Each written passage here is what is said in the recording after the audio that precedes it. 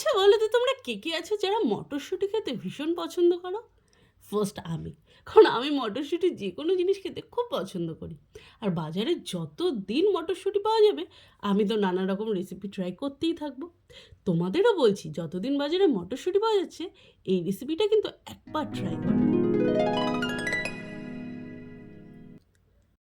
আচ্ছা রেসিপির নাম না হয় আমি পরেই বললাম, আগে বলি কী কী লাগবে।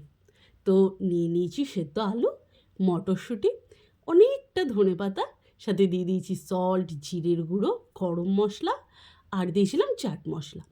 ভালো করে এটাকে মেখে নিচ্ছি।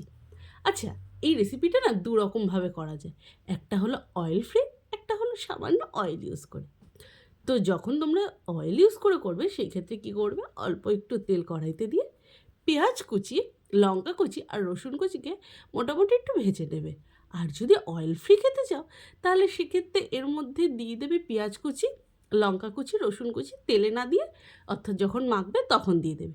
আর আরেকটা আইডিয়া দেবো, তোমরা যদি বাচ্চাদের টিফিনে পাঠাতে চাও তাহলে সেক্ষেত্রে কী করতে পারো, লঙ্কাটাও প্রথমে কমিয়ে দেবে যদি তোমার বাচ্চা লঙ্কা না খায়, আর দিয়ে দিতে পারো গ্রেট করে রাখা গাজর, ক্যাপসিকাম এগুলো। বাচ্চারা বুঝতেও পারবে না আর এত টেস্টি খেয়েও নেবে। তো দেখো এই বলতে বলতে আমার পেঁয়াজ লঙ্কা মোটামুটি ভাজা হয়ে গেছে, বেশি ভাজিনি, জাস্ট একটু।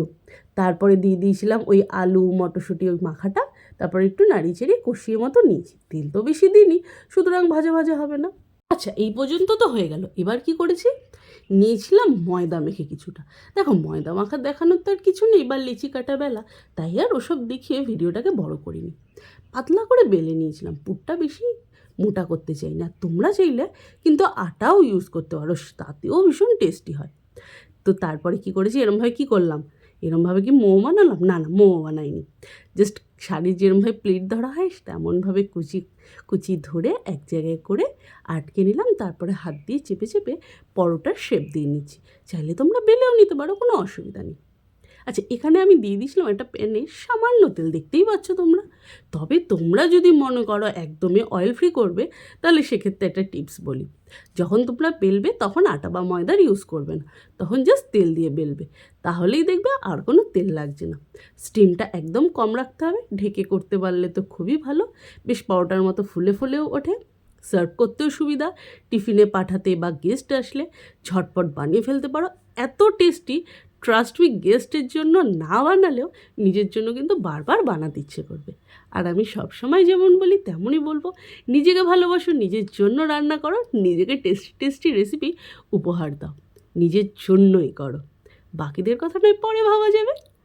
তো এই বলে আজকের রেসিপি শেষ করা হলো। আশা করি ভিডিওটা তোমাদের ভালো লাগলো, ভালো লাগলে প্লিজ লাইক করো, শেয়ার করো, সাবস্ক্রাইব করে রাখো আমাদের চ্যানেল।